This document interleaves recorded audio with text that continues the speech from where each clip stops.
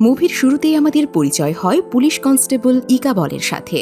সময়টা তখন ১৭৯৯ সালের নিউ ইয়র্ক শহরে, যখন কেউ খুন হলেও কোনো পূর্ণাঙ্গ তদন্ত না করে অ্যাক্সিডেন্ট হিসেবে খারিজ করে দেওয়া হতো, আবার কখনো বা সন্দেহের বশেই সাজা দেওয়া হতো নিরপরাধ মানুষকে। তো এই ব্যাপারগুলো নিয়ে ইকাবলের সাথে তার সিনিয়র অফিসার আর বিচারকের প্রায় সময়ই দ্বন্দ্ব লেগেই থাকত।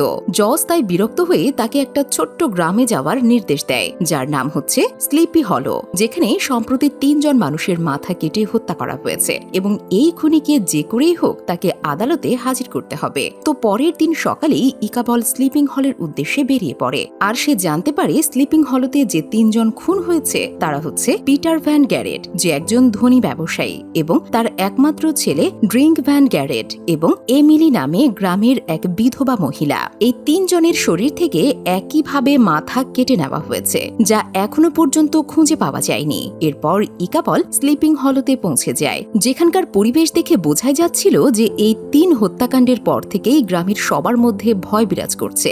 এমনকি পাহারা দেওয়ার জন্য গ্রামের শেষ প্রান্তে একটি ওয়াচ পোস্ট বসানো হয়েছে। তো ইকাবল গ্রামের আরেক গণ্যমান্য ধনী ব্যক্তি ভল্টাসের বাড়ি গিয়ে উপস্থিত হয়। সেখানে তার মেয়ে ক্যাটরিনার সাথে তার প্রথম পরিচয় ঘটে। এরপর সে ভল্টাস আর তার স্ত্রী জানায় খুনের রহস্য তদন্ত করতে তাকে নিউ ইয়র্ক থেকে পাঠানো হয়েছে। এটা শুনে তাদের বাড়িতেই ইকাবলের থাকার বন্দোবস্ত করে। খুনের ঘটনা সম্পর্কে আরো বিস্তারিত জানার জন্য সে ভল্টাসের সাথে কথা বলতে আসে। ভল্টাস তাকে বলে যে এই খুনি হর্সম্যান ছিল, একজন সাহসী যোদ্ধা। জার্মানির রাজকুমার তাকে এখানে পাঠিয়েছিল নিরাপত্তা রক্ষা করার জন্য, কিন্তু এখানে আসার পর সে অর্থের লোভে পড়ে খুন খারাপি শুরু করে।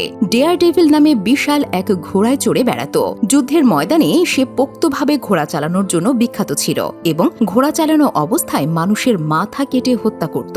সে তার দাঁতগুলোকেও ধারালো করে রাখত, যাতে করে মানুষ তাকে দেখে ভয় পায়। কিন্তু তার এই আধিপত্য খুব বেশি দিন টেকেনি। একদিন শীতের রাতে তারই তলোয়ার দিয়ে মাথা কেটে তাকে হত্যা করা হয় এবং এখানে একটা জঙ্গলে তাকে মাটি চাপা দেওয়া হয়। ভল্টাস বলে যে ২০ বছর পর এখন ওই হর্সম্যানের আত্মা জেগে উঠেছে এবং তার নিজের মৃত্যুর প্রতিশোধ নেওয়ার জন্য যাকে যেখানে পাচ্ছে তার মাথা কেটে নিয়ে যাচ্ছে। তখন ইকাবল বলে যে আপনারা হয়তো ভূতে বিশ্বাস করতে পারেন, কিন্তু আমি না। আমি বিশ্বাস করি এই সব কিছুর পেছনে কোনো মানুষের হাত রয়েছে এবং আমি তাকে খুঁজে বের করবই। এরপর দেখা যায় ক্যাটরিনা এবং ইকাবলের মাঝে বেশ কিছু কথাবার্তা হয়। এরপর ক্যাটরিনা তাকে একটা বই উপহার দেয়, যেটা ছিল তার মায়ের দেওয়া, এবং ইকাবলকে বলে এটা সবসময় আপনার হৃদয়ের কাছাকাছি রাখবেন, যে কোনো বিপদ থেকে এটা আপনাকে রক্ষা করবে।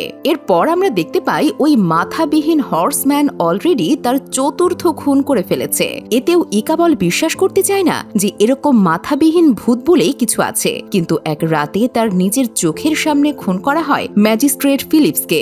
নিজের চোখের সামনে দেখার পর বিজ্ঞানমনস্ক ইকাবল বিশ্বাস করতে বাধ্য হয় যে সুপার ন্যাচারাল বলতে আসলেই কিছু একটা আছে।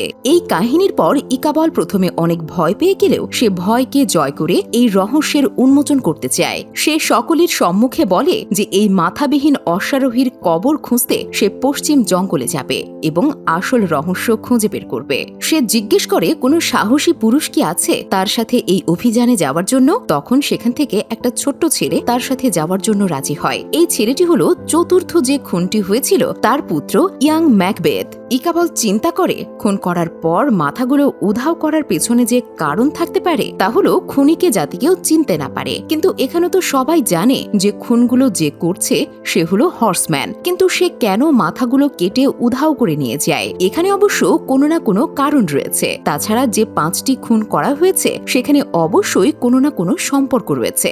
ইকাবল এবং ওই ছেলেটি জঙ্গলের ভেতর দিয়ে যেতে শুরু করে এবং সেখানে গুহার মতো কিছু একটা দেখতে পায়। ওই গুহার ভেতরে তারা একটা ডাইনির দেখা পায়। খুবই ভয়ঙ্কর দেখতে হলেও এই ডাইনি ইকাবলকে হর্সম্যানকে খুঁজে বের করার রাস্তা দেখিয়ে দেয়। সে বলে ইন্ডিয়ানদের পরিত্যক্ত পথ ধরে চলতে থাকবে এবং যেখানে সূর্য অস্ত যাবে সেখানে থাকবে। তারপর সেখানে একটা মৃতদের গাছ দেখতে পাবে, আর সেটাই হলো হর্সম্যানের আস্তানা বা কবর। ইকাবল এবং সেই ছেলেটি সেই অনুযায়ী পথ চলতে থাকে। তখন তাদের সঙ্গে ক্যাটরিনা দেখা হয়। ক্যাটরিনা বলে যে সে তাদেরকে সাহায্য করতে চায়। তারপর তারা ৩ জন মিলে সামনের দিকে এগোতে থাকে। ডাইনির কথা মতো তারা সেই মৃতদের গাছের সন্ধান পায়। গাছটা দেখতে অনেকটাই রহস্যময় এবং ভয়ঙ্কর। তার চেয়েও ভয়ঙ্কর ব্যাপার হলো এই গাছ কাটলে সেখান থেকে রক্ত বের হয়। ইকাবল তার কুড়াল দিয়ে গাছের নিচের দিকে কিছুটা শেকড় কাটতে শুরু করে, আর তারপর সেখান থেকে বের হয়ে আসে অনেকগুলো মানুষের মাথা।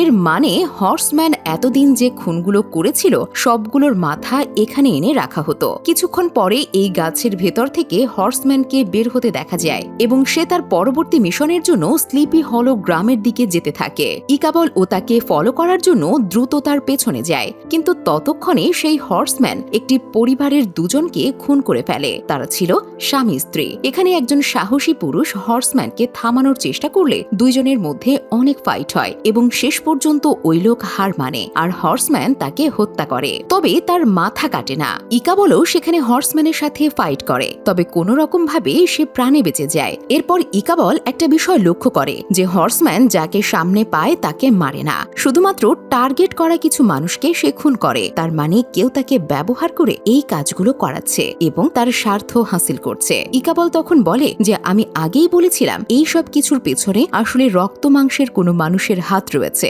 যার কাছে রয়েছে ওই মাথা কাটা হর্সম্যানের আসল মাথাটা। এরপর আমরা ক্যাটরিনার সৎ মাকে দেখতে পাই আহত ইকাবলের সেবা করতে। এই মহিলাই ছিল ক্যাটরিনার আসল মায়ের দাসী। এরপর দেখা যায় এক রাতে ওই মহিলা চুপি চুপি জঙ্গলের ভেতরের দিকে যেতে থাকে। এটা দেখে ইকাবলও তার পেছনে যায় এবং গিয়ে দেখতে পায় সে কোনো এক পুরুষের সাথে অবৈধ সম্পর্ক করছে। সে তার নিজের হাত কেটে ওই পুরুষের পিঠে রক্ত লাগিয়ে দেয়। এখানের মূল কাহিনীটা আমরা সিনেমার শেষের দিকে জানতে পারবো। এরপর আমরা দেখতে পাই ক্যাটরিনার বাবা ভল্টাস তড়িঘড়ি করে ছুটে এসে ক্যাটরিনাকে বলে যে হর্সম্যান একটু আগে আমার চোখের সামনে তোমার সৎ মাকে খুন করেছে এবং এখন সে এদিকেই আসছে আমাকে মারার জন্য। এবং আমরা দেখতে পাই হর্সম্যান সত্যি সত্যি সেখানে চলে এসেছে, কিন্তু কোনো একটা কারণে সে ভেতরে ঢুকতে পারছে না। ওই মিটিংয়ে একটা বিরাট হট্টগোল সৃষ্টি হয় এবং অবশেষে ওই হর্সম্যান বাইরে থেকে ছুরি ছুঁড়ে মারে এবং ভল্টাসকে বাইরে নিয়ে যায় এবং সেখানেই তার মাথা কেটে তাকে হত্যা করে। এটা দেখে ক্যাটরিনা অজ্ঞান হয়ে যায়। তখন ইকাবল তার হাতে একটা চক দেখতে পায় এবং এও দেখতে পায় সে ওই চক দিয়ে ওই ঘরের দেওয়ালে কালো জাদু মন্ত্র এঁকেছিল। ইকাবল বুঝতে পারে যে হর্সম্যান এই কারণেই ঘরের ভেতরে আসতে পারছিল না। ইকাবল ধারণা করে যে ক্যাটরিনাই হয়তো হর্সম্যানকে পরিচালনা করে, তাই সে অভিমান করে ক্যাটরিনাকে বলে যে আমি আর এখানে থাকতে চাই না, তোমার কালো জাদু কাজ করছে এবং আশা করি তুমি এতে অনেক খুশি আছো। তাই সে চলে যেতে থাকলে ছোট ম্যাকবেথ তাকে বলে আপনি ভুল বুঝছেন, এরকম ভালোবাসাময় হৃদয় নিয়ে সে এরকম করতে পারে না। তখন ইকাবল ম্যাকবেথকে বলে যে অপরাধী হয়তো অনেক মুখোশ পরে থাকে, কিন্তু ভালো গুণ প্রকাশ করার মুখোশ সবচাইতে ভয়ঙ্কর। এই বলে সে চলে যায়। ইকাবল আসলে ক্যাটরিনাকে ভুল বুঝেছিল, আর ইকাবল চলে যাওয়াতে ক্যাটরিনা অনেক কষ্ট পায় এবং কান্না করে, কারণ সে তাকে সত্যি সত্যি খুব ভালোবেসেছিল। আর ভালোবাসার মানুষ যখন ভুল বোঝে তখন কি পরিমাণ কষ্ট হয় সেটা আমরা ভালো করেই জানি। এমন সময় ক্যাটরিনার সৎ মা ক্যাটরিনাকে ডাক দিলে সে অনেক ভয় পেয়ে যায়, কারণ সে জানতো যে তার সৎ মাকে হর্সম্যান খুন করে ফেলেছে। ক্যাটরিনা ভয়ে অজ্ঞান হয়ে যায় এবং এই সুযোগে তার সৎ মা তার মাথা থেকে একটু চুল কেটে নিয়ে সেটাকে আগুনে পুড়িয়ে কালো জাদু করতে থাকে। তার হাতে একটা মাথার খুলি দেখা যায় এবং সে বলতে থাকে আসো আমার হর্সম্যান বন্ধু, মাথার বদলে মাথা নিয়ে যাও। আজকে আসো ক্যাটরিনার মাথা নিয়ে যাবার জন্য। আর তার কথা মতো হর্সম্যান সেই মৃত গাছ থেকে বেরিয়ে পড়ে এবং আজকে তার টার্গেট হয় ক্যাটরিনা। একটু পরে ক্যাটরিনার জ্ঞান ফিরে আসলে সে তার সৎমাকে বলে আমার বাবা তোমাকে হর্সম্যানের হাতে খুন হতে দেখেছে, কিন্তু এখন তুমি কিভাবে ফিরে আসলে? তারপর তার সৎমা বলে তোমার বাবা হর্সম্যানকে দেখেই পালিয়েছিল, কিন্তু ওই হর্সম্যানকে আমি এনেছি। তখন ক্যাটরিনা জানতে চায় তুমি তাহলে কে? তখন তার সৎমা সবকিছু বলতে শুরু করে। সে বলে আমার পারিবারিক নাম হলো আর্চার, আমি আমার বাবা মা এবং বোনের সাথে এখানকার কোনো একটা জায়গায় থাকতাম। আমার বাবার মৃত্যুর পর এখানকার জমিদার আমাদেরকে উচ্ছেদ করে দেয়। এই শহরের কেউই আমাদের থাকার জায়গা দেয়নি, কারণ আমার মা ছিল একজন ডাইনি বিদ্যার পূজারী এবং এই বিদ্যা আমার মা আমাদের দুই বোনকে শিখিয়ে গিয়েছিলেন। পশ্চিম জঙ্গলে খাবারের অভাবে 1 বছরের মধ্যে আমার মাও মারা যায়। আমি এবং আমার বোন এই জঙ্গলের মাঝে থাকতে লাগলাম। একদিন হঠাৎ আমরা ওই হর্সম্যানের সামনে পড়ে যাই, যেদিন তাকে শিরোচ্ছেদ করে হত্যা করা করা হয়। আর তখনই আমার আত্মাকে শয়তানের পূজারিতে অন্তর্ভুক্ত করলাম, যার মাধ্যমে আমি আমার প্রতিশোধ নিতে পারি। যে জমিদার আমাদেরকে না খাইয়ে রেখেছিল এবং তোমার বাবাকে আমাদের ছোট্ট ঘরটাও দিয়ে দিয়েছিল, আমি কসম খেয়েছিলাম আমি বংশের সকলের মাথা কাটব। প্রথমে আমি তোমার আসল মাকে হত্যা করে পাঠিয়ে নিজেকে তার জায়গায় বসালাম। তারপর আমার পৈতৃক সম্পত্তি রক্ষা করার জন্য এর সাথে জড়িত সবাইকে হত্যা করতে লাগলাম। আমি আমার নিজের বোনকে খুন করেছি ইকাবলকে সাহায্য করার জন্য। তার মানে আমরা প্রথমে যে একজন ডাইনিকে দেখেছিলাম সে হচ্ছে ওই মহিলার বোন। তারপর ক্যাটরিনার সৎমা বলে যে এখন একমাত্র তুমিই বাকি আছো, কারণ একমাত্র তুমি আছো যে আইন অনুযায়ী তোমার বাবার সকল সম্পত্তির উত্তরাধিকারী হবে। তোমাকে মারার পর আমার সব প্রতিশোধ সম্পন্ন হবে এবং সবকিছু আমার হবে। হর্সম্যানকে আমি আমার দায়িত্ব দিয়েছি, সে আসছে তোমার মাথা কাটার জন্য।